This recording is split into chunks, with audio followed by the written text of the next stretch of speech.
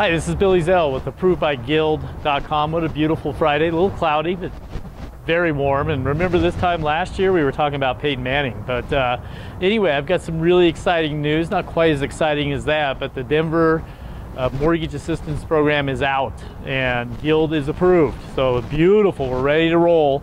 City of Littleton and City of Dacono are also participating. And basically what it is, it's a 4% grant that is forgiven. So 3% can be used for down payment, 1% toward the origination in theory, but total 4%. Another nice thing with this particular program is you don't have to be a first-time home buyer. They also have not restricted the properties. You can do multi-unit, condo, manufactured, townhome, and single-family residences. Please don't send me all your manufacturers, but you can do it. The rate on it, basically on an FHA or VA, is 4%, and you have the 4% assistance. So compare that to CHFA, that generally theirs is generally like 4 1/8 right now. So, and you have to pay back the second. Where on this program, it's a grant. It's gone after 2 years. You don't have to worry about it. They do have some restrictions. You have a minimum FICO of 640, maximum debt ratio 45%. Maximum income for a family of two is about $93,000 and over $102,000. So they do cap it. No maximum loan amount caps, although the income kind of drives that. But very, very good program. Any questions, just email me at approvedbybill@gmail.com. And of course, this beautiful weekend, if you need to get any pre-approvals done, send them to my website, approvedbybill.com, and I'll get those all worked up first thing Monday morning and get those pre-approval letters out to you for anything you wrote over the weekend. Any questions, you can reach me on my cell, 720-371-4791. And last reminder, I do have on April 18th, Stuart Jones from Radian is going to be here, private mortgage insurance, and once again is going to bring us up to date on what we can do with private mortgage insurance, because you can do 100% gift, you can do 3% down, you can do some low FICOs, you can do manufactured homes. There's a ton of stuff you can do. You can prepay for it. So there's a lot of good stuff you can do, and that's what we're going to talk about. Have a great weekend.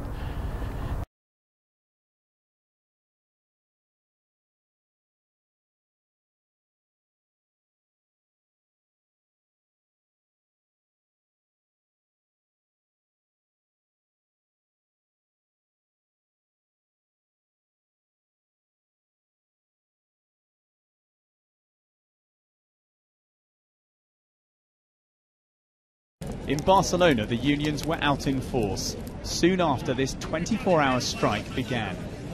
There were some scuffles at Madrid's main train station, but trouble so far has been isolated. Pickets did what they could, as some buses headed out. However, there is widespread disruption, and Spain's unions have called on people to stay away from work.